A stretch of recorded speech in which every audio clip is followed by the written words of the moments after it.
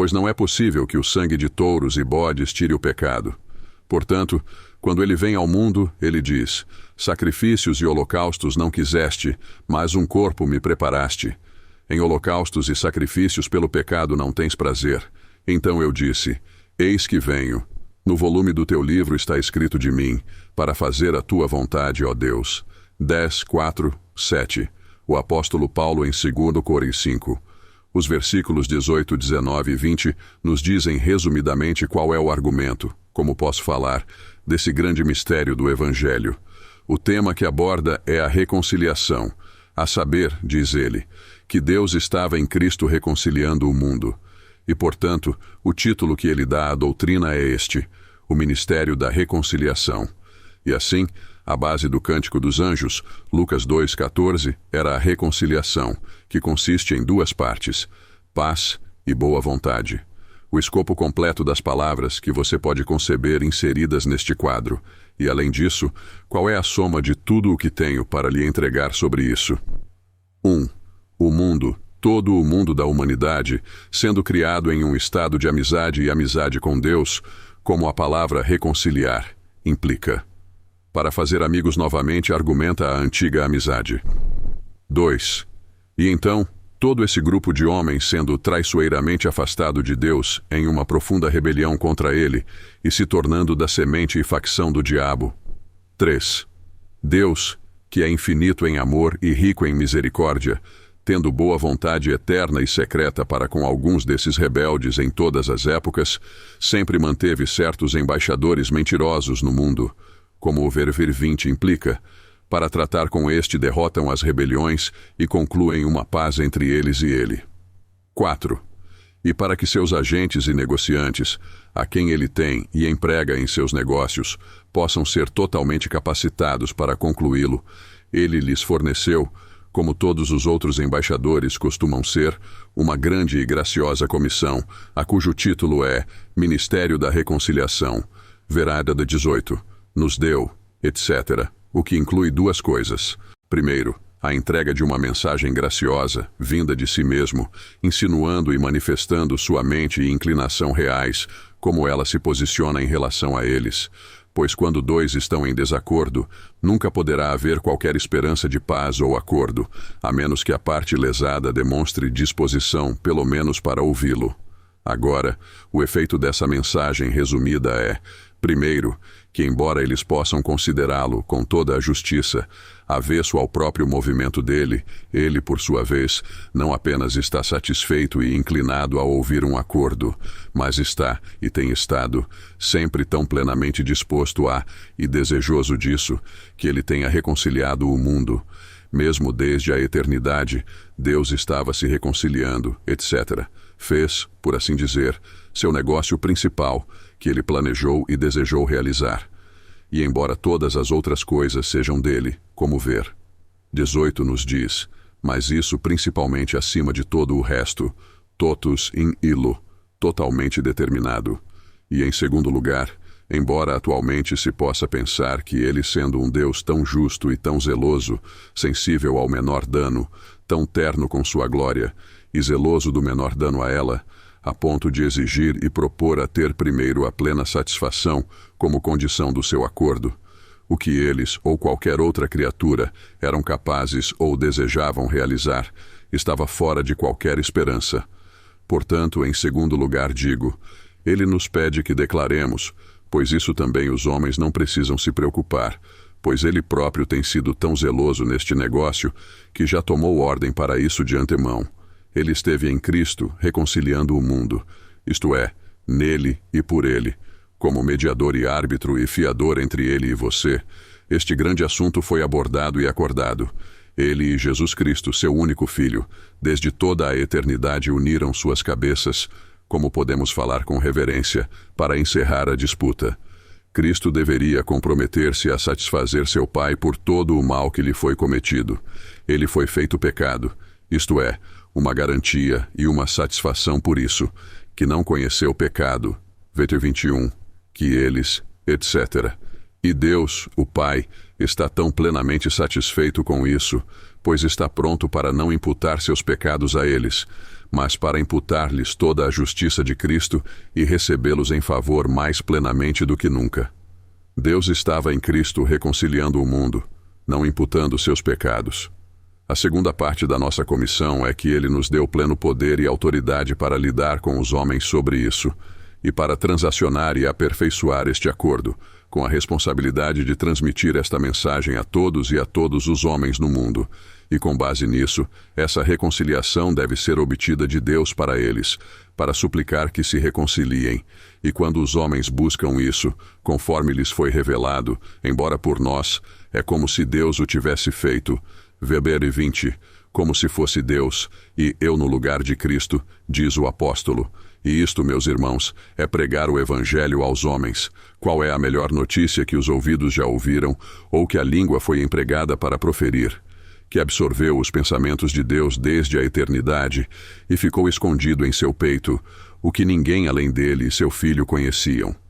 O que, se fosse apenas pela antiguidade da história, vale a pena ser relatado, sendo o maior enredo e caso de estado que já foi negociado no céu ou na terra, ou que jamais será.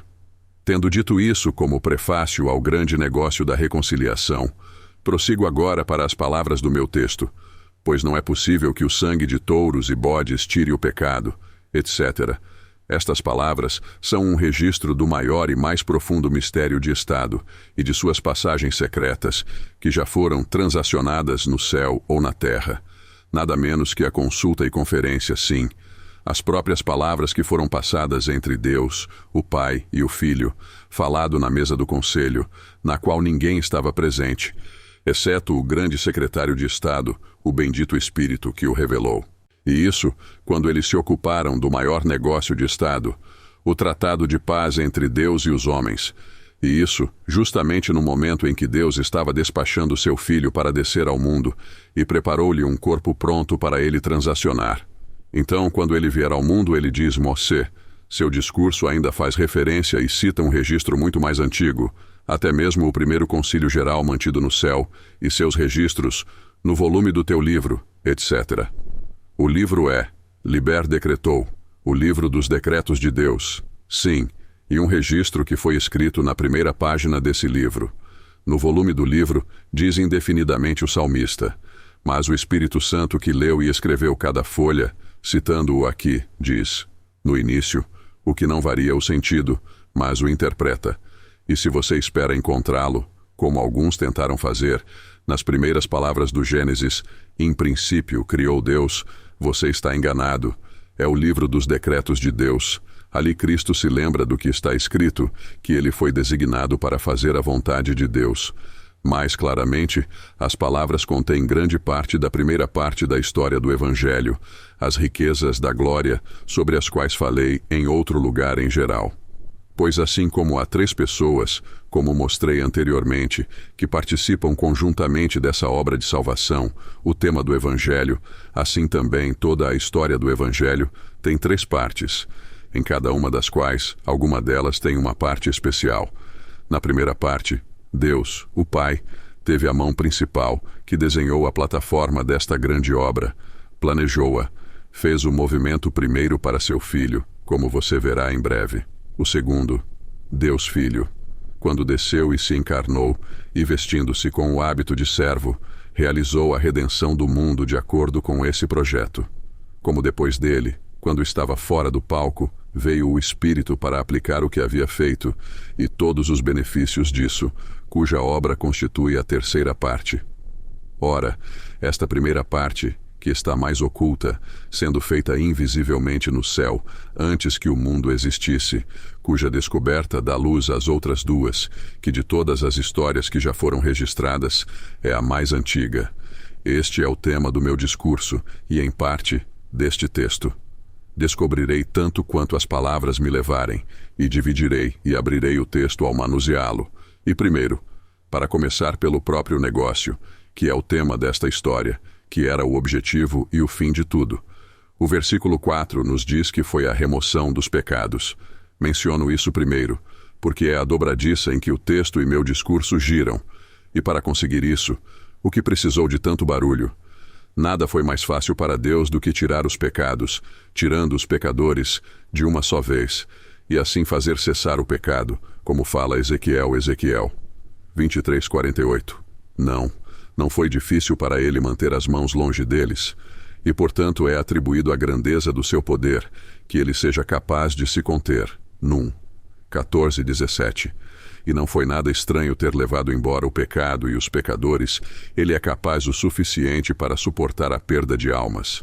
O que te importa se as nações perecerem? Provérbios 12. Ele não se enfraquece, como fazem os reis quando eliminam um exército de rebeldes, e, portanto, são forçados a perdoar ao máximo, porque sua glória consiste na multidão de seus súditos. Não. Ele poderia criar o suficiente de novo. Mas este não é o meu significado, mas sim tirar os pecados, como o pecador pode ficar parado, para permanecer e ser justificado aos seus olhos. Há alguns, mesmo entre os pecadores, a quem ele tem uma boa vontade secreta e tem feito desde a eternidade, dos quais ele diz consigo mesmo, como Ger. 8:4. Cairão e não se levantarão? Ele deve se afastar e não voltar? Sua mente permanece em alguns momentos, conforme aquele lugar o expressa. Seus pecados se separaram entre ele e eles, e ele desejaria separar seus pecados o mais longe possível deles, para que pudesse se aproximar deles e se comunicar. E porque o pecado é um fardo que eles não conseguem suportar nem se livrar, um espírito ferido, quem pode suportar? Retirado, como a palavra parece significar, e não apenas para tirar pecados. Isso é apenas metade do projeto. O versículo 4 não menciona mais nada, porque o sangue de touros e bodes não poderia fazer tanto. Contudo, a vontade de Deus mencionada no versículo 7 tinha um objetivo adicional. Não apenas tirar os pecados para que ele não nos odiasse, mas nos dar tal justiça novamente, pela qual ele pudesse ter mais motivos para nos amar do que nunca. E amoroso, para se deleitar em nós. Sua vontade não significou paz apenas para nós, ou perdão, mas boa vontade para com os homens, bem como paz na terra. Sua vontade é que sejamos adotados, aceitos graciosamente e também perdoados. Em segundo lugar, o texto nos resolve de onde veio o primeiro movimento deste negócio e de quem o iniciou. E é conveniente que aqueles a quem interessa saibam disso. Aquele que faz a primeira moção numa questão de favor espera o maior agradecimento. Foi a tua vontade, ó Deus. Cristo fala a uma pessoa distinta de si mesmo. Esta não é a primeira vez que o nome de Deus e Senhor é tomado pessoalmente, e não essencialmente, especialmente quando as pessoas falam umas com as outras. Mateus 22:44. O Senhor disse ao meu Senhor, nem este aqui era o Espírito Santo, pois o Espírito opera a partir do Filho. Ele o envia. João 15:26. E ele tira o dele, etc. Capítulo 16:15. E que era o Pai, é dito. Colossenses 1:19. Aprove ao Pai reconciliar-se por meio dele. E de fato ele tem a honra e a prerrogativa de ser o único primeiro proponente de todos os negócios que acontecem na grande casa regente do céu. 2 Coríntios 5:18. Todas as coisas são de Deus, que nos reconciliou consigo mesmo. Nenhuma graça passa sem ele, especialmente esta de reconciliação. O Filho não faz nada sem ele. João 5:19. O Filho não faz nada por si mesmo, mas o que vê o Pai fazer. Como o Espírito nada faz sem o Filho. João 16:15.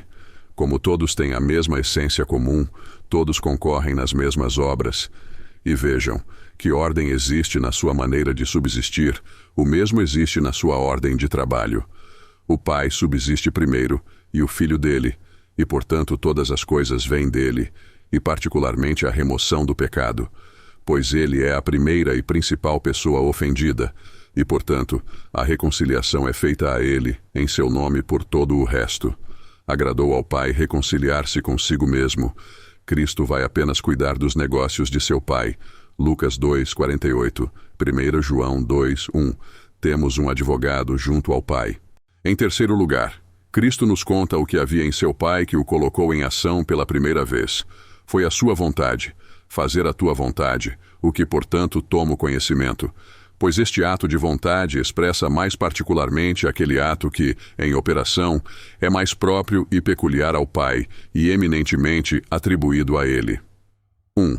Pois, assim como no homem, três coisas têm influência em todos os negócios que ele realiza: a vontade, que é o primeiro motor e a fonte de todos os demais; sabedoria, pela qual ele planeja e ordena todas as rodas; e o poder, pelo qual ele os transforma, que responde à maneira das três pessoas que trabalham, funciona à diestra, para aqueles de quem falamos, nestes três. A vontade é mais comumente dada ao Pai, como mate. 11:26. F. 1-3. 11. Comparado. É o Pai que opera tudo de acordo com o conselho de sua vontade. Assim, a sabedoria é atribuída mais eminentemente ao Filho, que é a sabedoria do Pai. Provérbios 8. Poder ao Espírito Santo, conforme Lucas 1:35, ele é chamado de poder do Altíssimo. 2. Como também, para não perguntar mais, em muitos dos caminhos estranhos que ele tem neste negócio de todos os outros, se ele não der uma razão, então descanse nisto. Era a sua vontade, embora ele tenha trabalhado tudo de acordo com o conselho de sua própria vontade. F. 1:11. No entanto, quem foi seu conselheiro? Rom 11:34. E no entanto, porque um dos principais atributos que brilham na obra da redenção é a sua sabedoria, e é portanto chamada de a sabedoria do Pai. 1 Coríntios 1:24. Não é falado dele essencialmente, mas manifestamente. Portanto, Deus revelou muitas de suas razões, e nos permite pelo menos ver as conveniências e harmonias desta trama. 3. Disse que é a sua vontade distinguir esta maior obra de todas as suas obras à destra, a saber, a encarnação de seu Filho, como onde o bem principal se comunicou às suas criaturas pela união mais próxima ao máximo, ainda para distingui-lo de suas obras à destra e mostrar que não era necessário, como Anselmo e outros pensaram, sendo enganado por esta razão. Você deve compartilhar o seu bem maior. Realmente lhe convinha fazer isso, mas não era necessário, e não lhe cabia comunicar-se como parte de suas perfeições intrínsecas, pois então ele sempre o fizera. Mas como tendo infinitas perfeições nele, convinha que ele aperfeiçoasse outros por meio delas.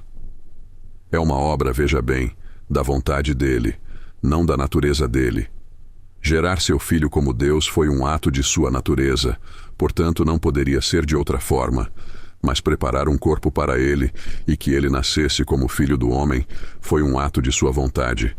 Eis que quando ele vem ao mundo, ele diz, onde se, como ele nos gera por sua própria vontade. Tiago 1.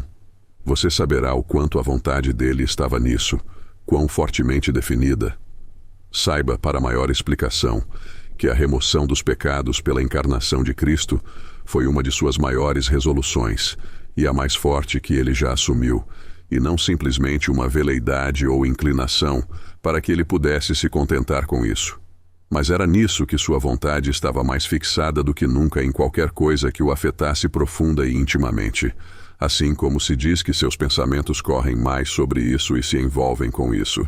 E também as suas delícias, as principais delas, estavam nisso, que o continuou desde a eternidade.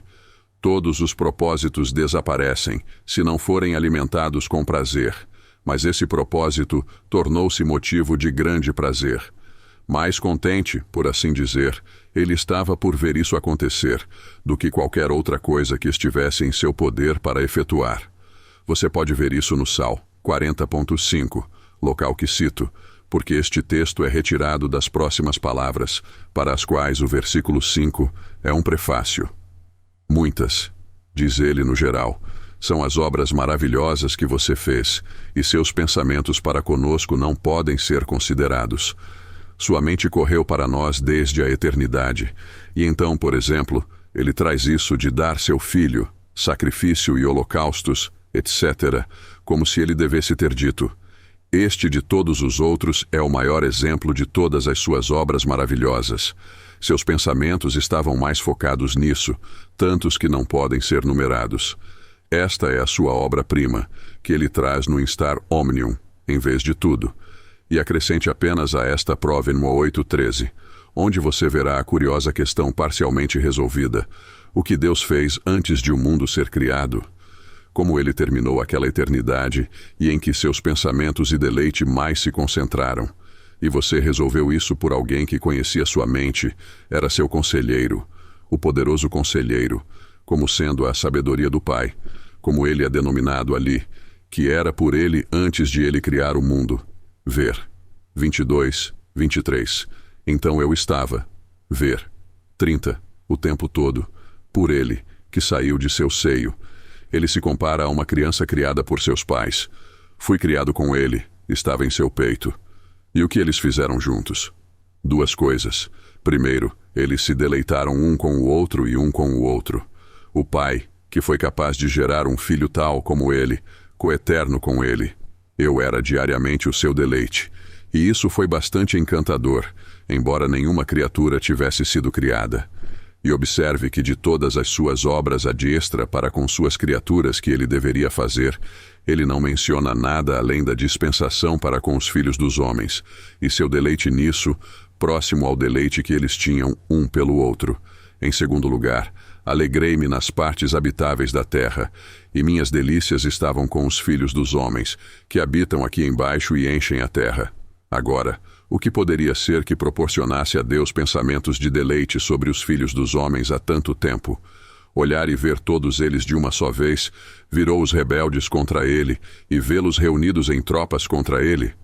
Isso não poderia ministrar nada, além de pensamentos tristes e desconsolados. Isso lhe doeu no coração. Gênesis 6:6. O que foi que o encantou então? Os homens se deleitam apenas com os amigos, não com os inimigos. Estava nele, criado primeiro em estado de amizade, então havia apenas um casal para se deleitar. Isto está nos filhos dos homens em toda a terra, as partes habitáveis da terra. Ele tinha alguns em uma época ou outra, habitados em todas as partes, que eram o desejo e o deleite de seus olhos.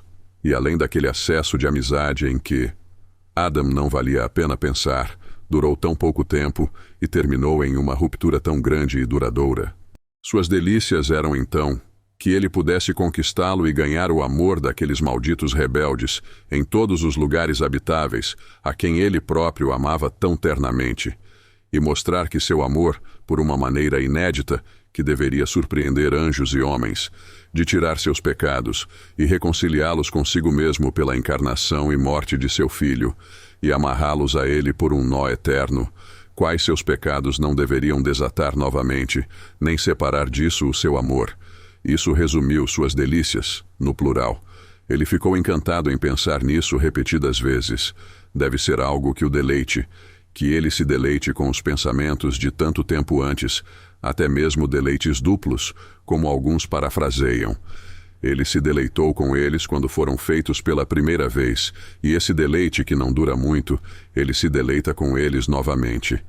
Mas qual deveria ser a razão pela qual esse enredo deveria afetá-lo e encantá-lo tanto? Ele não tinha os anjos, que eram amigos constantes para ele, para se deleitar. Alguém poderia pensar que ele deveria ter valorizado mais a amizade deles pela fidelidade dela. E se ele precisasse de príncipes, ele poderia ter criado novos. Dessas mesmas pedras teria surgido uma nova geração e uma semente de benevolentes, como João disse sobre os filhos de Abraão, e teria levado todos nós ao inferno para os rebeldes. Ele tinha prisões suficientes para nos manter presos, o que os reis muitas vezes desejam em uma rebelião geral, e para ter sido glorificado em nossa justa destruição. Qual deveria ser a razão desta estranha afeição em nosso Deus? Por quê? A Escritura dá isso, e nosso Deus é até o próprio amor. 1 João 4,16. Amoroso, onde ele coloca seu amor, com um amor infinito, como ele mesmo é, cujo amor, entre todas as outras coisas nele, ele adora demonstrar ao máximo. E de todas as obras de amor são as que mais deleitam. Portanto, Miqueias 7:18, a misericórdia é chamada de seu deleite, sua querida. Ele mostraria de bom grado o quão bem ele poderia amar as criaturas, mais feliz com a maior oportunidade de demonstrá-lo, portanto ele decide seguir este caminho para tirar os pecados, para reconciliar os inimigos, custe o que custar. e quanto mais lhe custassem, mais feliz ele ficaria. Fazer 1000 novos amigos não poderia ter expressado tanto amor quanto reconciliar um inimigo. Amar e deleitar-se com amigos, que nunca o prejudicaram, era um caminho muito estreito, superficial e ligeiro. Ele tinha alturas, profundidades e amplitudes de amor. F. 3:18, que ele tornaria conhecido, e que nada além da profundidade de nossa miséria poderia ter revelado. E esta é a razão, veja Romanos 5:8, 10. Deus recomenda seu amor para conosco, que enquanto éramos ainda inimigos, ele deu, não uma pequena coisa, mas seu Filho por nós, não apenas nascer, mas morrer. O fato de sermos pecadores e o fato de ele ter dado seu Filho elogia ou expõe seu amor, e para que ele possa elogiá-lo, ele segue esse caminho. Você vê como era a vontade dele. Nós terminamos com isso. E que esse amor seja lançado sobre os homens, e não sobre os anjos que caíram. Isso elogia ainda mais o seu amor. Havia apenas 2 tipos de pecadores, e que os filhos dos homens são os pecadores especificados como objetos deste amor, visto que é uma consideração que muito recomenda o seu amor, por isso é uma 4ª coisa a ser distintamente considerada. Devemos necessariamente ter falado sobre isso no final. Um corpo me capacitaste. É falado em oposição aos anjos. Ele não assumiu a natureza dos anjos. Heb 2:16. Suas delícias estavam com os filhos dos homens, não com os anjos que caíram. Claro que estou. Isso demonstra seu amor por nós. Havia apenas esses 2 tipos de pecadores, cujos pecados poderiam ser removidos.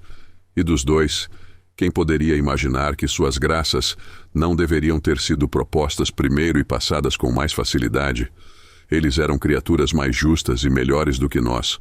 E se ele considerava serviços, um deles era capaz de prestar-lhe mais do que 1000 de nós. Quando ele nos comprou, ele deve ter enfrentado muito mais problemas para nos preservar e cuidar do que jamais fomos capazes de retribuir em serviço e assistência a ele. Ele deve permitir-nos grande parte do nosso tempo para dormir e comer, e para ficarmos ociosos, para refrescar os nossos corpos. Deve cuidar de nós, como você cuidaria de uma criança, embalar-nos para dormir todas as noites, fazer nossas camas em nossas doenças. Salmos 41:3. E ele mesmo nos alimentará no devido tempo. Considerando que os anjos poderiam permanecer em sua presença dia e noite e não se cansarem, e além disso, a natureza dos anjos foi muito mais adequada para seu filho. Eles são espíritos e, portanto, estão em uma assimilação mais próxima a ele. Quem já pensou que deveria escolher combinar tão baixo quanto conosco, pegar nossa sujeira? Tudo isso nos torna ainda mais amor, pois era mais gratuito. Quanto mais improvável, mais é elogiado. Quanto menos pudéssemos fazer por ele ou por nós mesmos, mais pareceria que ele fez por nós. Ele é mais honrado em nossa dependência do que em nosso serviço. Ele leva em consideração a baixeza de sua esposa e serva, e deixa ir os poderosos, isto é, principados e potestades. Ele ainda gosta de preferir os mais jovens e fazer com que os mais velhos os sirvam. Romanos 9. Os anjos são espíritos ministradores para o seu bem. Entre os homens, ele ainda chama os pobres, os tolos. Não há muitos sábios ou nobres, e ele faz uma escolha igualmente improvável entre suas criaturas. Além do mais, ele tinha anjos suficientes prontos, milhares de milhares e 10.000 vezes 10.000, e ele teria alguns homens que veriam sua glória, o abençoariam e seriam abençoados por ele. Ele adora variedades, ter pelo menos 2 testemunhas. Ele cria 2 mundos, o céu e a terra. Neles há 2 espécies de criaturas racionais, como habitantes. Sobre eles ele mostraria 2 caminhos de salvação, e todos para mostrar sua múltipla sabedoria. Efésios 3:10. Você já viu o projeto de tirar o pecado? Quem e o que nele primeiro o levou a isso? O Pai e sua vontade, e quão fortemente determinado a fazê-la, e as partes sobre quem há todo esse barulho, os filhos dos homens. Vejamos agora os meios que ele utiliza para efetuar esse grande desígnio, tanto para remover os pecados, quanto para mostrar ao mesmo tempo seu amor ao máximo, que nos é proposto. 1. Negativamente, mostrando o que ele deixou de lado, sacrifícios e holocaustos, com o motivo não sendo possível efetuá-lo, ou se tivessem feito isso, ele não estava satisfeito com esse procedimento. Tu não farias isso. 2. Afirmativamente, mas um corpo me preparaste, e este é o segundo título geral do texto. E como você viu, era a vontade dele, fortemente focada nisso, como seu projeto mais elevado e profundo, manifestar ao máximo os mais queridos afetos por ele, ou seja, seu amor. Então você verá agora sua sabedoria subir tão alto, na verdade, infinitamente fora de nossa vista, pensamentos e imaginação, para descobrir um meio correspondente, não apenas para efetuá-lo, mas ao efetuá-lo para mostrar amor e sabedoria e dar plena satisfação à sua justiça, que estava infinitamente além do alcance de qualquer entendimento criado para tê-lo encontrado. Ele faz todas as coisas de acordo com o conselho de sua vontade. Sua vontade funciona por conselho. E veja quanto mais forte é sua vontade sobre uma coisa, mais profundos são seus conselhos sobre isso. Agora, prossigamos ordenadamente aqui. Observe que para tirar os pecados, ele leva em consideração os meios, porque mais os touros e as cabras são levados em consideração. E para que ele pudesse ter tirado os pecados sem qualquer meio, ou com mais delongas, não ouso dizer o contrário como alguns fazem. Ele pretende não usar sua única prerrogativa nisso, mas fazê-lo de maneira justa. E embora por um simples ato de sua vontade ele pudesse ter feito isso, ainda que sua vontade atuasse por conselho, ele achou que ainda não era adequado fazê-lo. Esta razão mexe comigo, que punir o pecado sendo um ato de sua vontade, assim como as outras obras de seu ad extra, pode, portanto, ser suspenso como quiser. Odiar o pecado é a sua natureza, e que o pecado merece a morte é também a propriedade natural e inseparável, consequente e demérito dele. Mas a expressão deste merecimento por meio de punição real é um ato de sua vontade e, portanto, pode ser suspensa. Que, trabalhando nisso e em todas as outras coisas por conselho, achou que não era adequado fazê-lo. O que eu demonstro assim? Vou tomar o fundamento no texto.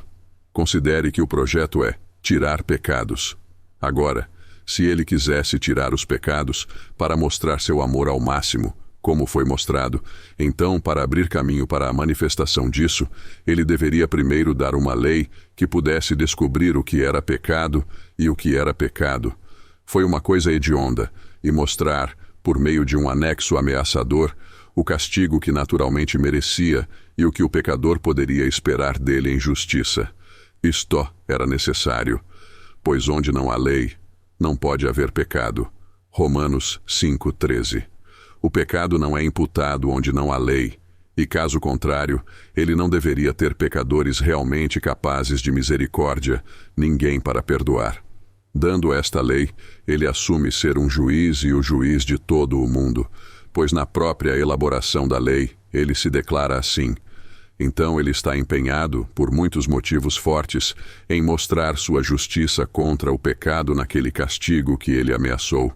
Embora ainda seja o juiz de todo o mundo e o criador da lei pudesse, se quisesse, deixar de executar essas ameaças, visto que uma nota de irrevogação não foi acrescentada a elas, pois aquele que fez a lei pode revogar essa parte dela. No entanto, existem motivos mais fortes para executá-los. Ele fala de sangue aqui. Hebreus 9, 22, 23. Ele diz que, sem sangue, não há remissão.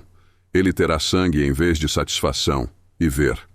23 torna necessário que haja sacrifícios, e sacrifícios melhores do que o sangue de touros e bodes. Necessário não absolutamente, mas em relação à resolução de Deus de satisfazer a justiça.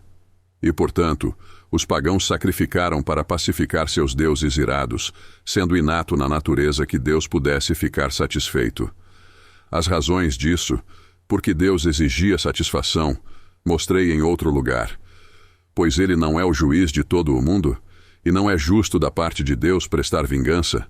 Segundo Tespion 5. Não fará o que é certo o juiz de todo o mundo?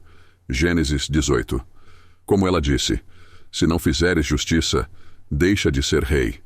E não deveria ele, com isso, estabelecer uma cópia para todos os outros juízes, sendo juiz de todo o mundo?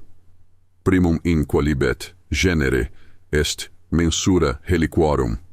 E não é ele uma abominação para aquele que justifica os injustos e condena os inocentes? Provérbios 17:15. Talvez não, porque são apenas seus juízes, e embora ele possa, sendo o juiz supremo, ainda assim, se todo o mundo for o seu circuito, e ele pretende condenar os anjos por essa lei e mostrar sua justiça sobre eles, como ele vencerá claramente quando os julgar? Como Romanos 3:4. Calem a boca, como está no versículo 19.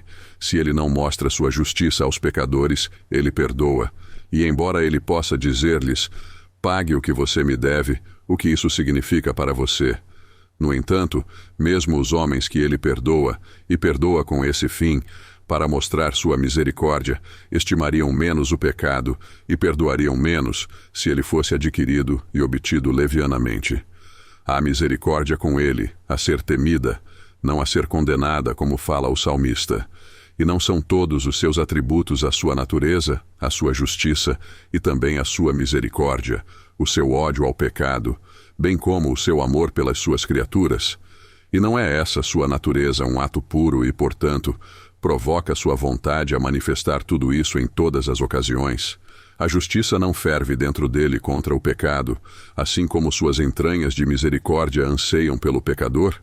E não deveria o pecado, que é a maior desobediência, ser incluído no seu governo, que ordena todas as coisas? Deveria ser deixado extravagante e não considerado, e escapar tão livremente quanto a santidade. E não é a trama da redenção sua obra-prima, na qual ele pretende trazer todos os seus atributos ao palco? E deveria a sua justiça, e esta expressa por uma lei, manter-se e sentar-se?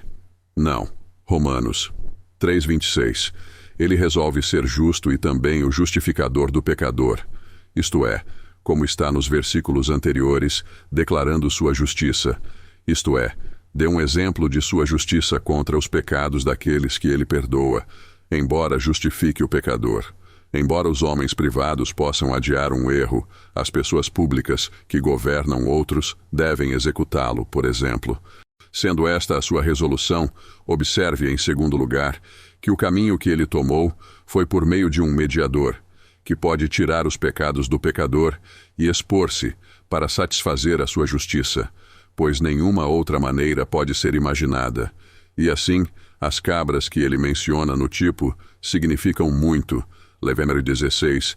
Eles confessaram seus pecados sobre eles, o que significava que Deus pretendia uma comutação, que ele procurasse alguma parte que pudesse assumir os pecados sobre si, e se comprometesse a satisfazer, fosse capaz de fazê-lo, e assim ele ainda pode ser justo, e também um justificador para nós, sobre quem ele pode colocar a iniquidade que ele tirou de nós, Isa 53:6, e exija a punição. Enquanto Június lê as próximas palavras, isso pode se tornar uma fiança, Rébemo 7:22. Isso pode ser feito pecado, Coríntios 5:21, e sob a lei, Gal 4:4, e dar e expor-se como um resgate andilitron, uma satisfação suficiente e adequada para sua justiça contra o pecado. Estas e muitas outras frases semelhantes as Escrituras usam. E se você perguntar, como Deus declara sua justiça por meio dessa conduta, visto que a lei ameaça o pecador? Eu respondo que a lei é o efeito da vontade de Deus, que é guiada pelo conselho, pois ele faz todas as coisas de acordo com o conselho de sua própria vontade, e, portanto, ele pode dispensar o teor ou a letra dela. Se assim forem os fins sagrados que seu conselho teve ao fazê-los serem realizados e alcançados, e se a razão da lei e do legislador for satisfeita, então a lei é. Agora, os fins e fundamentos de dar a lei de Deus eram declarar e mostrar sua justiça e ódio contra o pecado onde quer que ele o encontrasse. Agora, sua justiça e ódio ao pecado são tão plenamente manifestados quando a punição é executada sobre uma parte que comete o pecado, para ser fiança por isso, como se o próprio pecador fosse punido, se não mais, na medida em que ele apenas o empreende por outro, e ainda assim não é poupado. Assim como se diz que Deus ouve nossas orações e cumpre sua promessa, quando Ele responde à base de nossas orações, embora não na coisa, assim também são respondidos os clamores do pecado contra o pecador por justiça, e suas ameaças são cumpridas, quando o outro é punido, porque todos os fins do legislador são plenamente cumpridos. É verdade que o teor e a letra da lei são dispensados, mas não a dívida. Isso é tão totalmente exigido como sempre. É apenas uma dispensa da parte obrigada, não da obrigação em si, ou da dívida, nem das razões da dívida. Não é totalmente secundum legem. É um ditado não menos sólido que elegante, e, portanto, mais elegante, porque antigamente era usado em outro caso. E embora a lei não mencione nem nomeie uma fiança, na verdade, o único vínculo do malfeitor é apenas mencionado e a ameaça dirigida contra ele. Seu nome está apenas no processo, porque a lei em si ainda não supõe ninguém culpado e não pode contestar ninguém. Mas se algum outro, que é senhor de suas próprias ações, se sujeitar voluntariamente à lei, cuja vontade é uma lei para ele, e o próprio legislador, que é senhor da lei, aceitar isso, como vendo os mesmos fins, ficará satisfeito pelo que ele fez a lei. Neste caso, a lei se apodera do fiador ou agente funerário e ele pode libertar o malfeitor. E a justiça permitirá esta comutação quando todas as partes estiverem satisfeitas e nenhum mal for cometido a ninguém. Pois se o partido estiver disposto, a justiça poderá muito bem ser satisfeita, e tendo poder, tudo aquilo que ele oferece para dar satisfação, sendo senhor disso, nenhum outro é prejudicado. Nem a parte a ser satisfeita será prejudicada, se aquele que a empreende for capaz de satisfazer e cumprir plenamente o que deseja. E se o legislador estiver disposto a concordar com este seu ato e a aceitá-lo, sendo senhor de sua própria lei, ele poderá dispensar a letra dela, se assim forem os fins sagrados que seu conselho teve ao fazê-lo ser cumprido e alcançado. Neste caso, não se trata de injustiça. Não. A justiça fica satisfeita como se o pecador a tivesse feito. E tudo isso concorda com os meios que Deus ordenou para tirar o pecado, como veremos a seguir.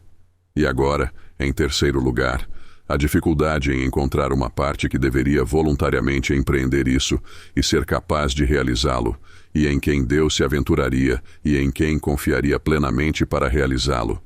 Primeiro, o sangue de touros e cabras não foi capaz, não é possível, e de fato acrescente a eles todas as criaturas que são pertences do homem, que o homem tem para dar, como prata, ouro, pedras preciosas, etc. Não todo o mundo deles, pois nada menos nobre do que o homem pode ser uma garantia suficiente para a vida do homem, da qual o pecado priva. Deve ser um resgate adequado, 1 Timóteo 2:6, dente por dente, uma vida e um sangue tão nobres quanto os nossos, ou não satisfará. Os contadores não pagarão por ouro. Agora, todas essas coisas não valem uma alma que está perdida pelo pecado, disse aquele que pagou por uma. Esteira 16:26. Será que o Senhor se agradará com rios de azeite? Não. Com o primogênito do teu corpo, pelo pecado da tua alma. Não há proporção. Deus nunca teria rejeitado um homem tão justo se sua justiça pudesse permitir uma comutação tão barata. Todo o mundo foi feito para o homem ter domínio e não pode preencher a sua alma, e tudo o que há nele um homem dará pela sua vida, como Jó 1, e, portanto, na sua própria opinião, não são equivalentes a ele. O resgate de um rei é maior que o de outro homem, porque a pessoa é mais digna. Então, tudo isso não é um preço digno pela vida de um homem, que é senhor de tudo. Mas, em segundo lugar, você dirá, ainda assim o sangue de homens iguais a você pode. Salmos 49:7. Um homem não pode redimir seu irmão, nem dar a Deus um resgate por ele. Tão preciosa será a redenção da alma. Diremos, mártires, santos, cujas mortes ainda são preciosas aos olhos de Deus, mas não tão precioso a ponto de redimir uma alma. Vamos dizer anjos? Suponhamos que a justiça não exigisse que a mesma natureza que pecou morresse. Pode-se duvidar que a exposição deles à destruição não pudesse tirar o pecado. não apenas porque suas vidas são tão boas quanto as nossas, mas porque o pecado é tão hediondo. A ira de Deus contra ele é tão grande que nunca poderia ser atenuada. Consideremos um pouco o que é o pecado. É realmente verdade que o pecado não fere a Deus em relação ao evento, Jó 35:6. Se você pecar, o que fará contra ele? Etc. E, portanto, dizem alguns escolásticos, nenhuma restituição precisa ser feita per modum. Isso desagrada a Deus. Dizem eles apenas, não o prejudica. É apenas uma indignidade, não uma injúria. Mas ainda assim, as lesões devem ser medidas, e assim chamadas, pelo término a que tendem, como o são todos os movimentos. Pois isso é chamado que tende a aquecer. E a ação é medida pela vontade do partido, não pelo acontecimento e pelo sucesso. E assim, aquele que odeia seu irmão é considerado um assassino, embora ele não o mate. 1 João 3,15. E Deus toma a vontade pela ação. 1. Ora, o pecado tende a destruir a lei de Deus, embora não o faça, pois nenhum só iota disso passará. No entanto, porque tende a isso tanto quanto reside, Sal 119, 126, Deus considera isso como destrutivo para sua lei. 2. Assim, a manifestação da glória de Deus, embora não receba solo, não mais do que os raios de sol podem fazer pelas névoas, mas espalhará tudo.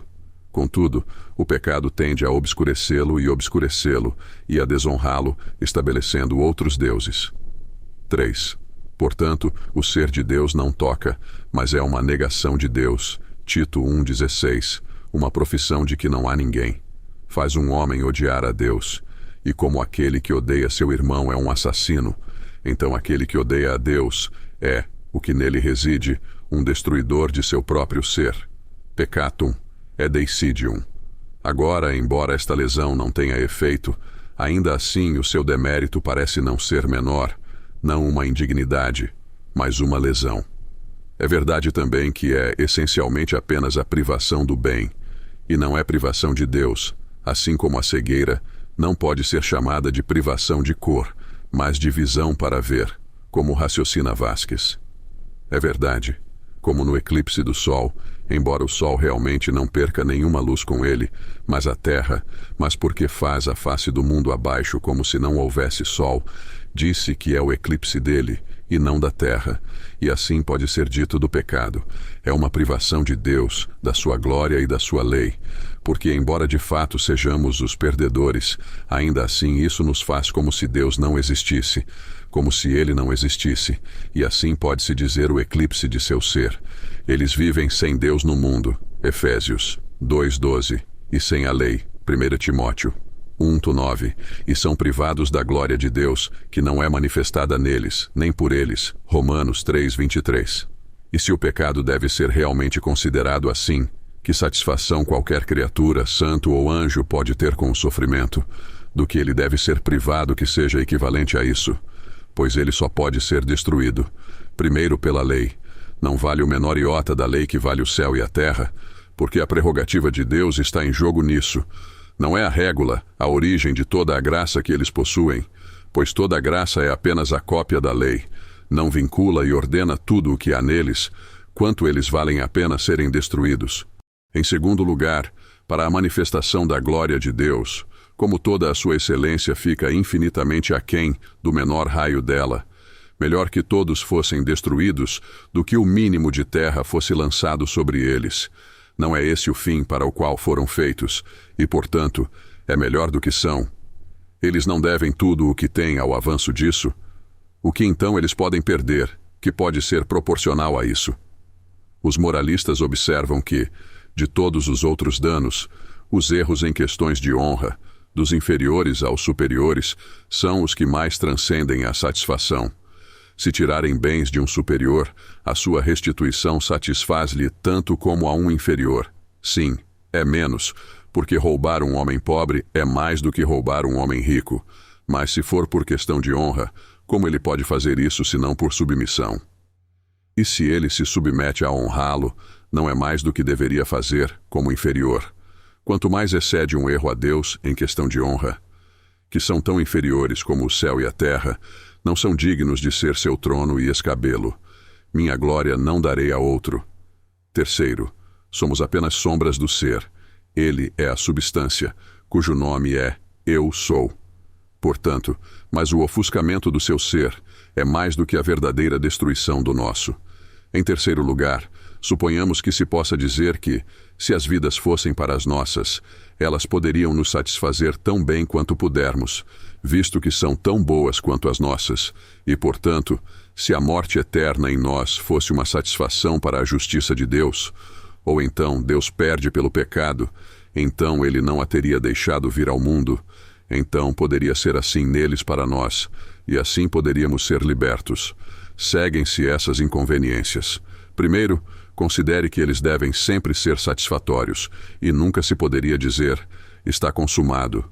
Eles devem permanecer assim, até pagarem o máximo de dinheiro, o que eles nunca poderão fazer, assim como nós mesmos, e portanto eles não poderiam tirar nossos pecados, pois não poderíamos ter uma quitação até que a dívida fosse paga.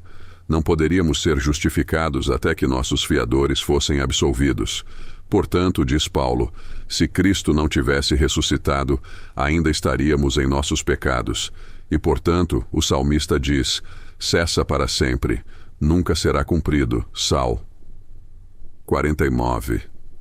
Tão preciosa é a redenção de uma alma que cessa para sempre, isto é, nunca será realizada. Então a frase é levada para outro lugar. É tão precioso, pois requer uma eternidade para fazê-lo, e assim sempre acontecerá, e nunca terminará, e por isso nunca deveríamos ser melhores, nunca teríamos nossos laços cancelados. E por esta razão, os sacrifícios não podiam ser rejeitados, como no versículo anterior ao meu texto, pois eles eram oferecidos todos os anos. Hebreus 10:3. Em segundo lugar, suponhamos que Deus, para quem a eternidade é apenas um instante, nos desse o nosso vínculo, quando o outro entrou no dele, porque embora seja uma eternidade de pagamento, ainda assim para ele está presente. Bem, ainda assim, um homem justo ou anjo poderia apenas satisfazer um de nós. A vida poderia apenas continuar por toda a vida, dente por dente, como exige a lei. E então, ele deveria sacrificar tantas criaturas tão boas quanto nós, para sempre. Sua obediência, como justiça de Adão, não poderia se estender a muitos, pois isso era um favor, mas era uma dívida, a quem também, por sua obediência, se ele fizesse isso por causa dele, ou então não aceitaria, ele nunca poderia recompensar, porque eles sofreriam eternamente. Terceiro, se concedermos tudo isso, que criatura poderia ter tanto amor por nós, a ponto de se sacrificar voluntariamente? O que deve ser feito plenamente, pois nenhum dano cabe neste caso. Portanto, não pode ser satisfação. Satisfação é rendição voluntária, dizem as escolas. Romanos 5:7. Porventura, por um homem bom, alguns ousariam morrer. Observe, ele faz disso uma aventura, e deve ser para um homem bom, isto é, alguém lucrativo para ele, como eles expõem, e a morte é fazendo ali uma promessa de que Cristo seria um mediador, alguém que deveria ser capaz de se aproximar deles. Ele dá esta razão. Pois quem envolve seu coração para se aproximar de mim? Como se ele tivesse dito, ninguém mais ousou intervir e me encontrar por você. Especialmente não para os inimigos de Deus e deles. Eles precisam de um mediador para nos reconciliar com eles, como aquele lugar, Efésios 1:10, de reconciliar tudo no céu e na terra, para reunir em todas as coisas no céu e na terra, torne-nos amigos dele, e também uns dos outros. Quanto mais santos eles fossem, menos precisariam nos amar. Em quarto lugar, se alguém tivesse tanto amor, e fosse tão difícil de se aventurar, como Paulo desejava ser amaldiçoado, ainda assim, se ficasse no inferno por meia hora, eles se arrependeriam e desejariam sair novamente. E assim foi estragado por ser uma satisfação. Deve ser totalmente voluntário, como foi a nossa desobediência. Em quinto lugar, suponhamos tudo isso, mas isso não faria mais do que apenas remover os pecados. Mas, embora nada mais seja mencionado, ainda há mais significado. Para transmitir justiça também, é necessário que ele seja feito pecado, para que nós sejamos feitos justiça. 2 Coríntios 5:21, para nos trazer favor e nos tornar graciosamente aceitos. E por isso tenho certeza de que não era possível que o fizessem, pois eles não têm nada para poupar, ninguém para emprestar. Se fossem um isqueiro, seriam considerados leves demais, e seu reino se afastaria deles, e eles seriam desprovidos de felicidade. Eles próprios precisam de confirmação em seus bens. É bom que eles mantenham sua posição, para que seus calcanhares não tropecem em tapete. 25:8-9. Quando as virgens loucas pediram óleo às sábias, elas responderam que tinham pouco para si. Tudo o que podem fazer em obediência à lei, eles devem isso. Como uma dívida pode ser paga com outra? Aqueles por quem seríamos recebidos em favor, seriam muito mais amados e favorecidos por ele. E se for dito que teríamos sido beneficiados pela justiça de Adão, se ele tivesse permanecido pela mesma aliança pela qual dele temos pecado, respondo, em primeiro lugar, apenas o benefício da confirmação naquele estado, e não da justificação, que deveria ter sido nosso. Ambos agora devemos ter. Em segundo lugar, respondo que transmitir justiça aos que foram pecadores é muito mais do que nós não éramos, pois agora isso deve ser feito por mérito e satisfação, então apenas como um meio designado para transmitir aquilo que Deus, por sua bondade, pretendia conceder. Mas, por último, suponhamos que tudo isso seja possível. No entanto, há uma outra razão no texto. Tu noluiste, non aprobaste. Ora, satisfazer a outrem, especialmente nos castigos corporais, exige o consentimento da parte a ser satisfeita, porque quando se for oferecido algo diferente do que está na obrigação, é uma recusa de satisfação, visto que a satisfação de outrem é outra coisa que a lei menciona, ou se vincula, a admitem. Quando Acabe ofereceu a Nabote uma vinha tão boa quanto a sua, ainda assim ele poderia recusá-la como fez, muito mais Deus. Sim, a satisfação de Cristo exigia necessariamente o decreto de Deus e o consentimento para isso, como mostrarei mais tarde. Assim como erram aqueles que dizem que ele não poderia perdoar sem satisfação, também erram aqueles que dizem, como fazem os papistas, que ele não poderia deixar de perdoar, o pacto não foi suposto, e em relação a esse decreto, era impossível que algo acontecesse.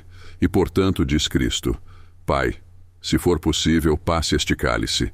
Se fosse possível, ele teria sido ouvido, mas não passou. E, portanto, ele não confiaria na ajuda deles em um negócio tão importante, no qual sua vontade estava tão empenhada. Jó 4:18. Eis que ele não confia em seus servos. Embora em obras comuns de obediência ele possa fazê-lo, ele nunca confiará nelas para um assunto tão importante.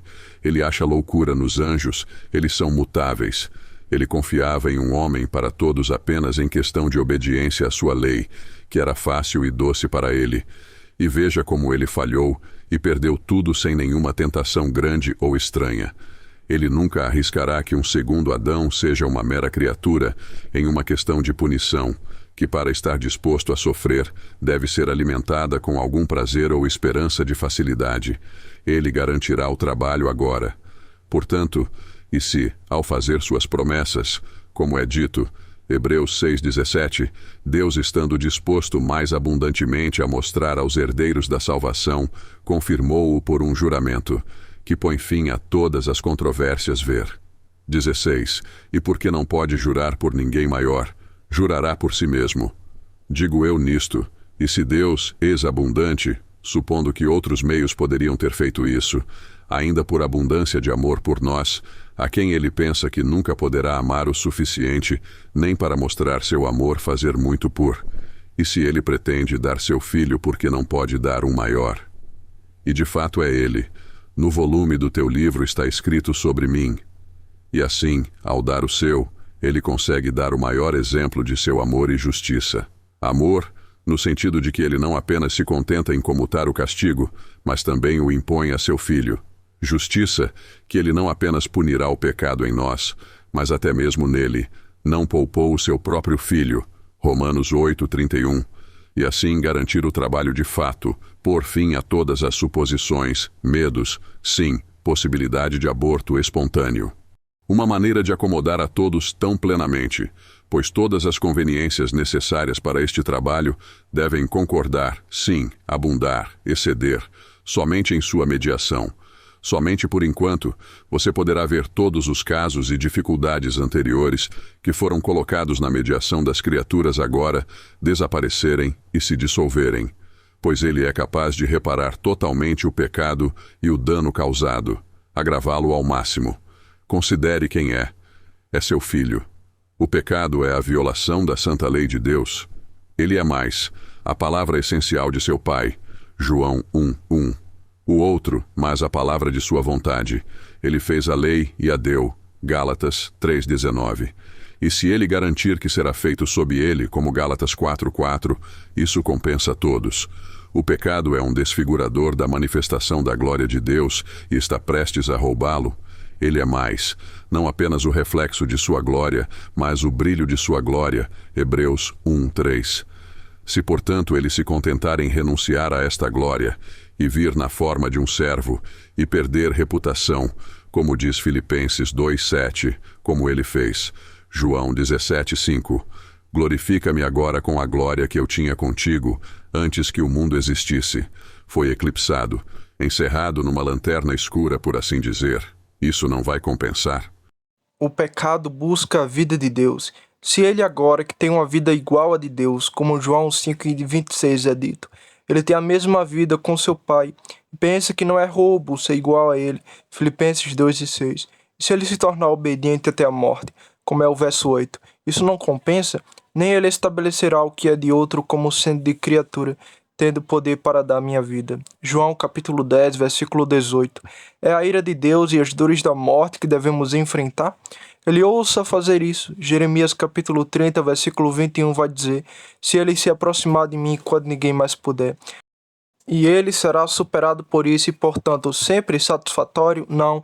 As dores da morte não podem detê-lo. Atos 2:24. Com que era impossível que ele fosse detido. Ele poderá dizer no final: está consumado.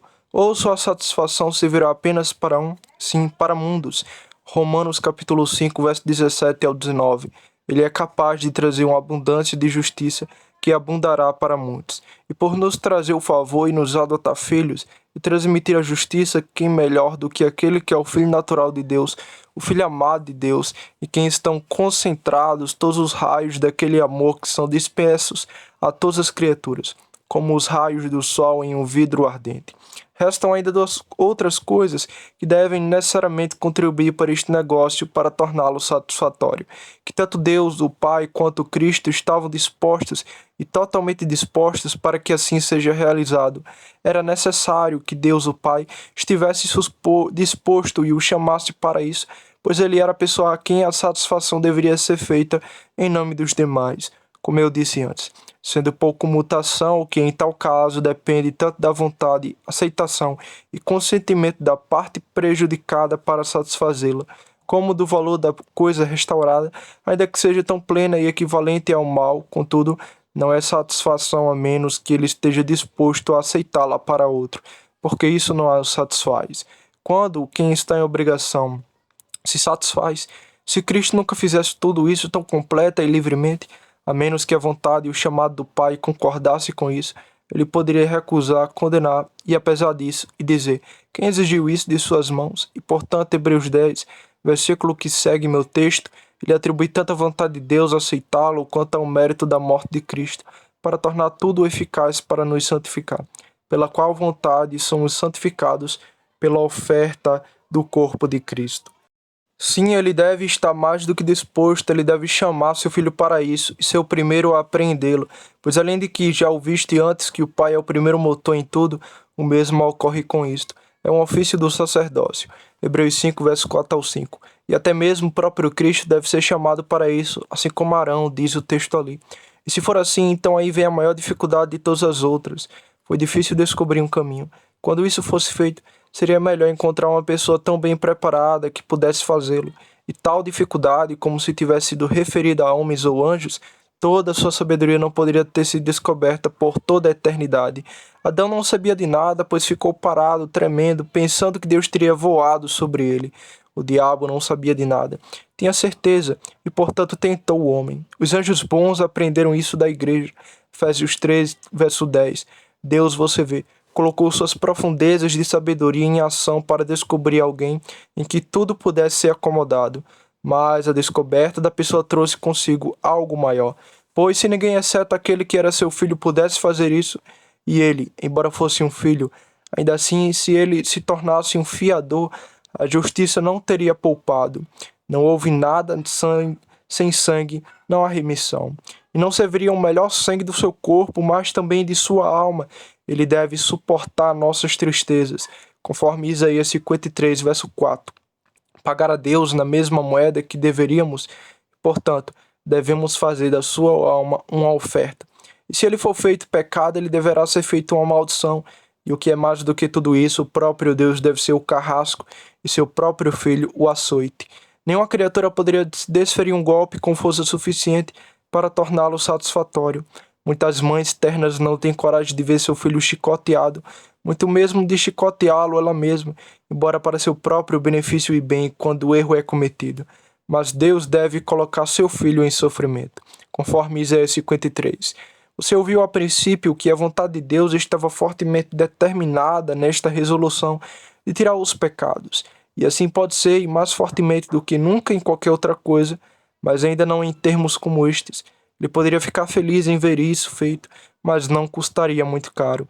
O negócio está parado aqui e gostaria de ser totalmente destruído. Nós, que somos criaturas pobres, de cabeça superficial e de coração estreito, podemos muito bem pensar assim. Descobri a pessoa e a maneira de realizá-la e extraiu apenas as profundezas de sua sabedoria, mas agora, se seguir em frente, irá extrair as profundezas do seu amor. Antes lhe custou apenas seus pensamentos, agora deve custar-lhe seu filho, o filho de seu amor, e se sacrificasse mundo por nós, ele poderia facilmente criar milhões e destruí-los novamente. Mas o que? Sacrificar seu filho? O que? Ser o primeiro a também proponente e idealizá-lo de uma emoção tão dura. Como pode parecer para ele? Isso é mais. O texto diz que para também nos livrar disso e nos diz claramente que ele fez tudo isso. No teu livro está escrito a meu respeito, diz Cristo, que eu deveria fazer a tua vontade. Ele não está apenas disposto, mas é o primeiro a decretá-lo. Está escrito de mim. Escrito onde? Se você quiser saber o que penso, encontramos as mesmas palavras registradas em Hebreus capítulo 5, versículo 6, que o lugar mostra como Deus o Pai o chamou para isso, como aquele que lhe disse, tu és meu filho, hoje eu te gerei. Diz em outro lugar, tu és sacerdote segundo a ordem de Melquisedeque. O Espírito Santo introduz ambos e os une concordando com este chamado. Introduz o primeiro como argumento e motivo que Deus usou para ele quando moveu.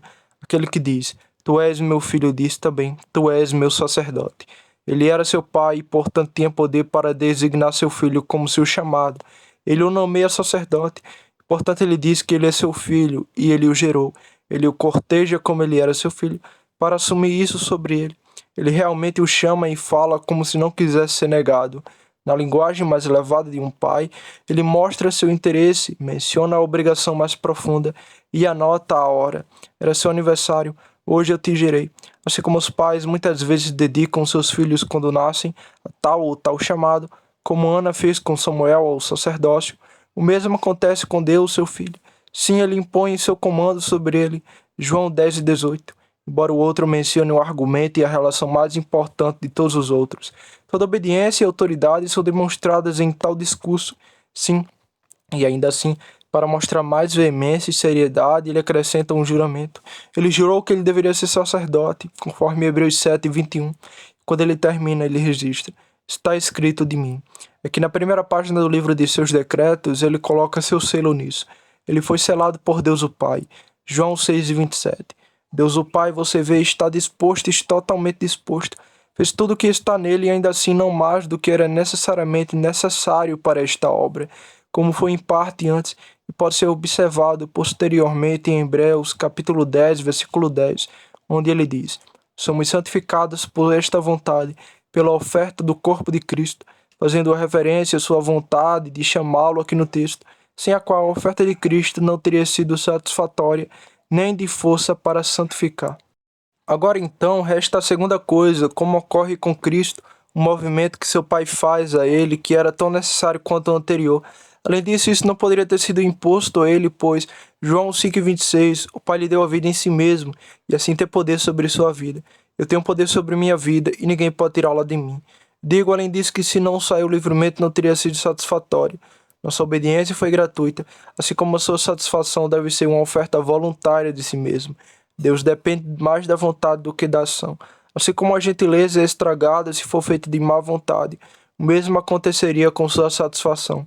Esta é, portanto, outra dificuldade, e o fato de seu pai ter cometido isso provavelmente foi maior do que a anterior. Embora ele finalmente tenha cedido, ainda assim, se ele persistir, estaremos perdidos. Se ele fizer isso, apenas uma objeção, e pereceremos. E não é amor infinito que ele não deveria, sendo a parte que sofreu tanta degradação? Como o estômago do filho mais velho subiu quando apenas o bezerro cevado foi morto para o podre, mas ele, o filho mais velho e unigênito, deve sacrificar-se pelos inimigos.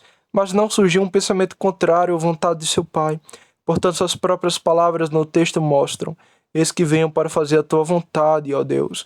O salmo do qual as palavras são emprestadas diz, Salmo 40, verso 8, tenho prazer em fazer a tua vontade. Assim como o sol se regozija em correr sua corrida, assim também o sol da justiça, pois ele foi ungido com o óleo da alegria, acima de seus companheiros. Tão feliz como sempre ele estava por comer sua carne, como desejo eu e desejei. João 4,34. Como sempre, uma mulher grávida desejou ser libertada. Foi bom para nós que seu pai tenha intervido tão fortemente no próprio negócio. Você sabe como isso deve ser indesejável para ele. Pai, se for possível, mas ainda assim, porque era sua vontade ele submeter, não seja feita a minha vontade, mas a tua. Como era a vontade de seu pai, ele não teve relutância. Nem todos os nossos gritos ou mediações o teriam movido, assim como a palha não poderia ter movido uma montanha. Mas, que fosse a vontade de seu pai, foi suficiente. Além disso, João 10,30. Eu e meu pai somos um. Portanto, temos uma vontade e concordamos em uma, mas sobretudo quando lhe suplica, o pai resolve ouvi-lo em todas as coisas. Não deveria ser o pai. Especialmente quando o pedido é feito em seu aniversário, hoje eu te gerei, quando todos os pedidos costumavam ser atendidos, como Herodes a metade do meu reino. O quê? Como ele era seu pai, ele era seu filho, isto venceu. Embora ele tivesse a vida em suas próprias mãos, ainda assim diz ele, eu a entreguei porque o pai me ama. Certamente se ele fosse tão sincero não poderia negá-lo, especialmente quando acrescentasse uma ordem a isso. Esta é a razão que ele também dá em João 10, verso 18 ao 19. Tenho poder para dar minha vida e esta ordem recebi de meu pai. Seu pai tinha poder para dispor do chamado de seu filho. Embora ele fosse um filho tão grande, igual a um pai tão grande, ainda assim sendo um filho, ele não está incerto de obediência, conforme Hebreus 5,8. E quando seu pai também acrescenta um juramento, isso será o fim de todas as controvérsias entre homem e homem, muito mais entre pai e filho. Por último, ele colocou seu selo nisso. Deve permanecer firme, pois seu selo mostra que não há como quebrá-lo, conforme 2 Timóteo, capítulo 2, versículo 29. Tudo isso o tornou plenamente disposto, que deve, portanto, ser notado de maneira especial, para que possamos considerar principalmente por causa de quem Cristo morreu e empreendeu isso, e ver a quem estamos tão em dívida. Embora ele tenha feito isso por causa de amor por nós, mas principalmente pela súplica e ordem de seu Pai e por amor a ele. Então Cristo diz em João capítulo 14, versículo 31, para que o mundo saiba que eu amo o Pai, e assim como ele me deu o mandamento, eu também o amo. Ele fala isso então quando ia sofrer. Levanta-te e vamos embora. E agora que ele está noivo, não há medo de aborto ou infidelidade. Sendo Deus nossa salvação, como vemos, está em mãos seguras, embora ainda não tenha sido realizada. A primeira parte da história do texto está pronta.